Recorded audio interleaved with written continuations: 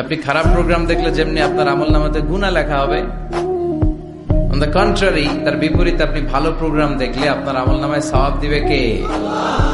একই ছুরি দিয়ে ডাকাত মানুষ মারে, আর ওই একই ছুরি দিয়ে ডাক্তার অপারেশন করে রোগী বাঁচায়। এই জন্য ছুরির কোনো দোষ নাই, দোষ হচ্ছে ওই ছুরিটাকে কোন কাজে ব্যবহার করা হচ্ছে। টেলিভিশনের কোনো দোষ নাই, টেলিভিশনে আমরা লাইভ প্রোগ্রাম দেখি না?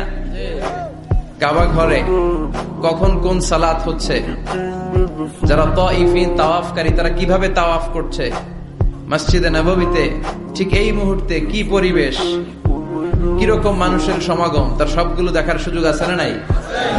ওখান থেকে যদি আপনি তেলাওয়াত শোনেন, আপনার উপর রহমত নাজিল করবে কে?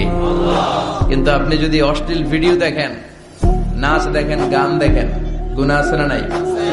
তার মানে টিভি দেখাতে কোনো দোষ নাই, দোষ হচ্ছে আপনি কি দেখছেন সেই প্রশ্নে চিল্লায় বলেন ঠিক কিনা?